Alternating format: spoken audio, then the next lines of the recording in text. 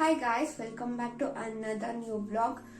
Almost 1 month ಆಗ್ತಾ ಬಂತು. So ನಾನು ಬ್ಲಾಗ್ ವಿಡಿಯೋಸ್ ಯಾವುದೂ ಮಾಡಿಲ್ಲ. ಸೊ ಸ್ವಲ್ಪ ಟೈಮ್ ತೊಗೊಂಡಿದ್ದೆ ಮಾಡೋದಕ್ಕೆ. ಹಾಗೆ ಇವತ್ತು ಕಾಲೇಜ್ಗೆ ಹೋಗೋಣ ಅಂತ ಹೋಗ್ತಾ ಇದ್ದೀನಿ. ಕಾನ್ವೊಕೇಶನ್ಗೆ ಅಪ್ಲೈ ಮಾಡಿದ್ದೆ. ಸೊ ಅದನ್ನು ಈಸ್ಕೊಂಬರೋದಕ್ಕೆ ಹೋಗ್ತಾ ಇದ್ದೀನಿ. ಗೊತ್ತಿಲ್ಲ ಬಂದಿದೆಯೋ ಇಲ್ವೋ ಅಂತ ಕೇಳಬೇಕು. ಸೊ ನಾನು ನನ್ನ ಫ್ರೆಂಡ್ ಹೋಗ್ತಾ ಇದ್ವಿ. ನನ್ನ ಫ್ರೆಂಡ್ ಅಲ್ಲಿಂದನೇ ಚನ್ನಗಿರಿಯಿಂದನೇ ಬರ್ತಾಳೆ. ಸೊ ನಾನು ಇಲ್ಲಿಂದ ಅಲ್ಲಿಗೆ ಹೋಗಬೇಕು. ಸೊ ಇವಾಗ ಹೊರಡೋಣ. ಸೊ ಇನ್ನು ಯಾರೆಲ್ಲ ನನ್ನ ಚಾನಲ್ನ ಸಬ್ಸ್ಕ್ರೈಬ್ ಮಾಡಿಲ್ಲ ಅಂದರೆ ಇವಾಗಲೇ ಸಬ್ಸ್ಕ್ರೈಬ್ ಮಾಡಿ. ಆ್ಯಂಡ್ ಈ ಬ್ಲಾಗ್ ನಿಮ್ಗೆ ಇಷ್ಟ ಆದರೆ ಲೈಕ್ ಮಾಡಿ.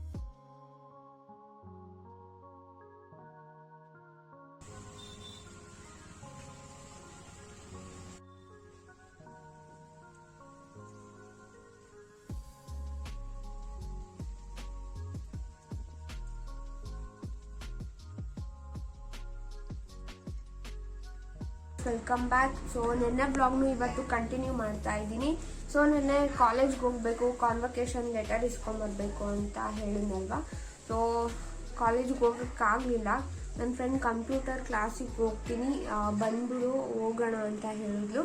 ಸೊ ನಾನು ಹೋದೆ. ನನ್ನನ್ನು ½ ಅನ್ ಅವರ್ ಕಾಯಿಸಿದ್ದಾಳೆ, ಕ್ಲಾಸ್ ತೊಗೊಂಡಿದ್ದಾಳೆ ಅಂತ. ಸೊ ಪರ್ಮಿಷನ್ ಕೇಳ್ಕೊಂಡು ಬರ್ಬೋದಿತ್ತು, ಬಟ್ ಸ್ಟಿಲ್ ಇಟ್ಸ್ ಓಕೆ. ನಾನು ½ ಅನ್ ಅವರ್ ಕಾಯಿಸಿದ್ದಾಳೆ ಅಂತ ಅವಳ ಮೇಲೆ ಸಿಕ್ಕಾಪಟ್ಟೆ ಸಿಟ್ಟಿದೆ. ಸೊ ಇನ್ನೊಂದು ದಿನ ಹೋಗಿ ಕಾಲೇಜ್ಗೆ ಕಾನ್ವೊಕೇಶನ್ ಲೆಟರ್ ಕಲೆಕ್ಟ್ ಮಾಡ್ಕೊತೀನಿ. ಸೊ ಈ ಕಾಯಿ ನಿಮಗೆ ಗೊತ್ತಿದ್ರೆ ಕಮೆಂಟ್ ಮಾಡಿ. ಸಾರಿ, ನಾನೇ ಹೇಳ್ಬಿಡ್ತೀನಿ. ಸೊ ಇದ್ರ ನೇಮ್ ಬಂದ್ಬಿಟ್ಟು ಫಾರೆಸ್ಟ್ ಅಮರೆಂಡ್ ಅಂತ. ಸೊ ಇದು ತುಂಬ ಯೂಸ್ ಅಂತೆ.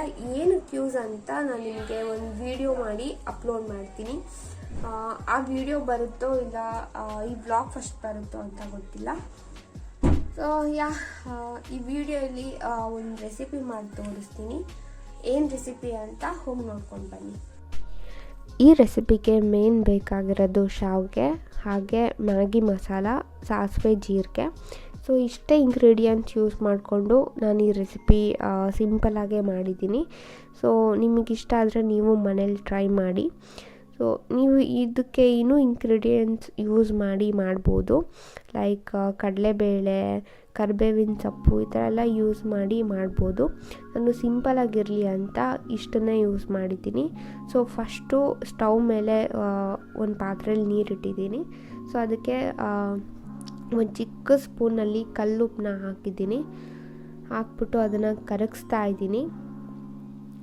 ಸೊ ಕರಗಿಸಿದ ಮೇಲೆ ಶಾವಿಗೆ ಹಾಕ್ತಿದ್ದೀನಿ. ನಾನು ಫಸ್ಟೇ ಎಣ್ಣೆ ಹಾಕಬೇಕಿತ್ತು. ನಾನು ಶಾವಿಗೆ ಹಾಕಿದ್ಮೇಲೆ ಎಣ್ಣೆ ಹಾಕಿದೆ. ಸೊ ಶಾವಿಗೆ ಹಾಕಿದ್ಮೇಲೆ ಎಣ್ಣೆ ಹಾಕಿದ್ರೂ ಏನು ಪ್ರಾಬ್ಲಮ್ ಆಗಲ್ಲ. ಸೊ ನಮ್ಮ ಚುಮ್ಮು ಬಂದರೆ ಮ್ಯಾಗಿ ಮಸಾಲ ಉಳಿಯುತ್ತೆ. ಸೊ ಅದು ಹಾಗೆ ಇತ್ತು. ಅದರಿಂದ ಏನಾದರೂ ಮಾಡೋಣ ಅಂತ ಈ ರೆಸಿಪಿ ಟ್ರೈ ಮಾಡಿದೆ. ಸೊ ಚೆನ್ನಾಗಿ ಬಂತು. ನೀವು ಟ್ರೈ ಮಾಡಿ ಮನೇಲಿ. ಸೊ ಇವಾಗ ಮಿಕ್ಸ್ ಮಾಡ್ತಾ ಇದ್ದೀನಿ. ಸೊ ಮ್ಯಾಗಿ ಮಸಾಲದಿಂದ ನಾವು ಇನ್ನೂ ತುಂಬ ವೆರೈಟೀಸ್ ರೆಸಿಪಿ ಮಾಡ್ಬೋದು. ಸೊ ಅದರಲ್ಲಿ ಇದು ಒಂದು.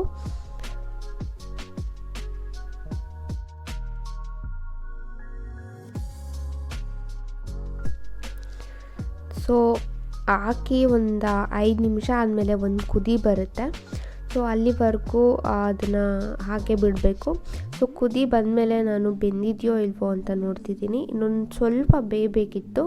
ಸೊ ಅದನ್ನು ಹಾಗೆ ಸ್ಟವ್ ಆಫ್ ಮಾಡಿ ಅದೇ ಆ ಸ್ಟೀಮಿಗೆ ಅದು ಬೇಯ್ಕೊಳ್ಳುತ್ತೆ ಅಂತ ಹಾಗೆ ಬಿಟ್ಟು, ಇವಾಗ ಇದಕ್ಕೆ ನಾವು ಕೋಸಂಬರಿ ಪುಟ್ಟಿ ಅಂತೀವಿ. ಸೊ ನೀವೇನು ಹೇಳ್ತಿರೋ ನನಗಂತೂ ಗೊತ್ತಿಲ್ಲ. ಸೊ ಇದಕ್ಕೆ ಹಾಕಿ ಅದನ್ನು ಏನು ಹೇಳ್ತಾರೆ, ಆ ನೀರನ್ನೆಲ್ಲ ತೆಗಿತಾ ಇದ್ದೀನಿ. ಸೊ ಇದು ನೀರು ತೆಗೆದ್ಮೇಲೆ ಅದಕ್ಕೆ ಸ್ವಲ್ಪ ತಣ್ಣೀರು ಹಾಕಿ ಅದನ್ನು ವಾಶ್ ಮಾಡ್ಕೋಬೇಕು. ಸೊ ಅದು ಹಾಗೆ ಇದ್ಬಿಟ್ರೆ ಬಿಸಿಗೆ ಎಲ್ಲ ಅಂಟ್ಕೊಂಡ್ಬಿಡುತ್ತೆ. ಸೊ ಈ ಥರ ತಣ್ಣೀರು ಹಾಕಿದ್ರೆ ಅದು ಅಂಟೋದಿಲ್ಲ, ಬಿಡಿಯಾಗಿ ಚೆನ್ನಾಗಿರುತ್ತೆ. ಸೊ ಇವಾಗ ನಾನು ಅದನ್ನು ಬಿಸಿ ಎಲ್ಲ ತಣ್ಣಗಾಗಲಿ ಅಂತ ನೀರು ಹಾಕ್ತಾಯಿದ್ದೀನಿ.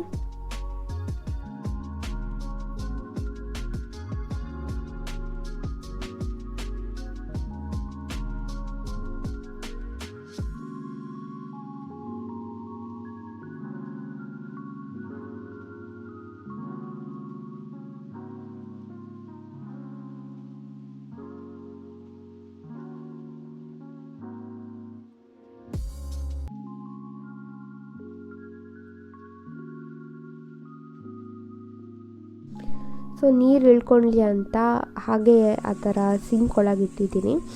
ಸೊ ಇವಾಗ ಸ್ಟವ್ ಮೇಲೆ ಒಂದು ಬಾಣಲಿ ಇಟ್ಟು ಅದಕ್ಕೆ ಸ್ವಲ್ಪ ಎಣ್ಣೆ ಹಾಕ್ತಾಯಿದ್ದೀನಿ.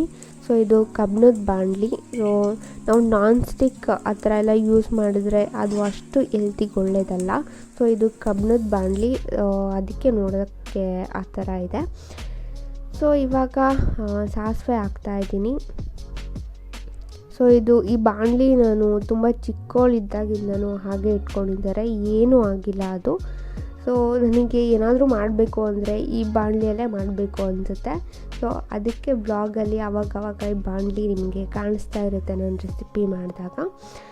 ಸೊ ಇವಾಗ ಸಾಸಿವೆ ಹಾಕಿದ್ದೀನಿ, ಅದು ಸ್ವಲ್ಪ ಚಟಪಟ ಅಂದಮೇಲೆ ಇವಾಗ ಜೀರಿಗೆ ಹಾಕ್ತಾಯಿದ್ದೀನಿ. ಸೊ ಅದು ಒಂದು ಸ್ವಲ್ಪ ಫ್ರೈ ಆದಮೇಲೆ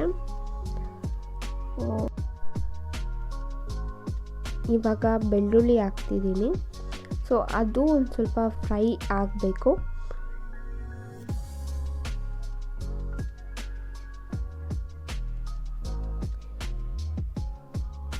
ಇದಕ್ಕೆ ಶುಂಠಿ ಹಾಕಿದ್ರೆ ಇನ್ನೂ ತುಂಬ ಚೆನ್ನಾಗಿ ಟೇಸ್ಟ್ ಬರುತ್ತೆ.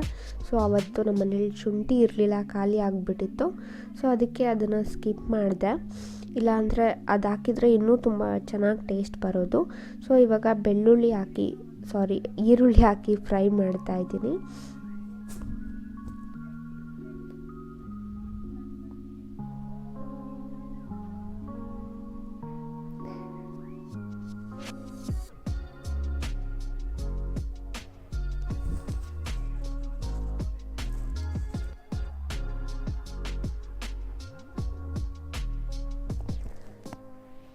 ಸೊ ಸ್ವಲ್ಪ ಫ್ರೈ ಆಗಿದೆ ಅದು. ಸೊ ಇವಾಗಲೇ ಅದಕ್ಕೆ ಖಾರದ ಪುಡಿ ಹಾಗೆ ಅರಿಶಿನ, ಉಪ್ಪು ಅದನ್ನೆಲ್ಲ ಹಾಕಿ ಫ್ರೈ ಮಾಡ್ಕೋಬೇಕು. ಬಿಕಾಸ್ ಅದು ಹಸಿ ವಾಸನೆ ಎಲ್ಲ ಹೋಗುತ್ತೆ ಇವಾಗಲೇ ಹಾಕಿ ಫ್ರೈ ಮಾಡೋದ್ರಿಂದ.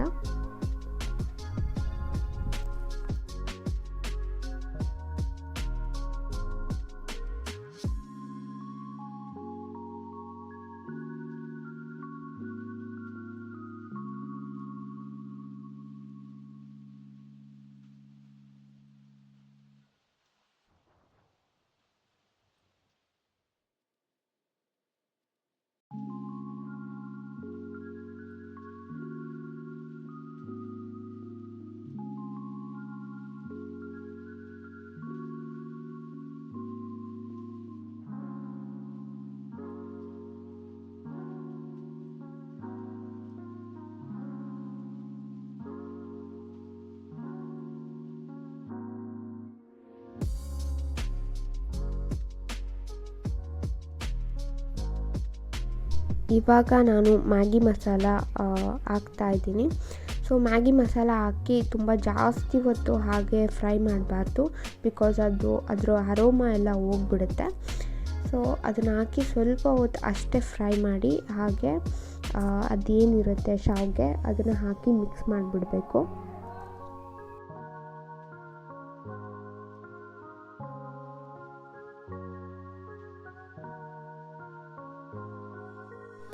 ಮಸಾಲ ಹಾಕಿ ಫ್ರೈ ಮಾಡಿದ್ದಾಯಿತು. ಇವಾಗ ಲಾಸ್ಟಲ್ಲಿ ಶಾವಿಗೆ ಹಾಕಿ ಮಿಕ್ಸ್ ಮಾಡಬೇಕು. ಸೊ ಇವಾಗ ಶಾವಿಗೆ ಹಾಕ್ತಾಯಿದ್ದೀನಿ. ಸೊ ಈ ರೆಸಿಪಿಗೆ ಏನಂತ ಹೆಸರಿಡಲಿ ಅಂತ ನನಗಂತೂ ಯೋಚನೆ ಮಾಡಿ ಸಾಕಾಗೋಯಿತು. ಸೊ ಅದಕ್ಕೆ ಮಸಾಲ ಶಾವಿಗೆ ಅಂತ ಹೆಸರಿಡೋಣ ಅಂತ ಅಂದ್ಕೊಂಡಿದ್ದೀನಿ. ಸೊ ಮಸಾಲ ಶಾವಿಗೆ ರೆಡಿ ಆಗ್ತಾಯಿದೆ.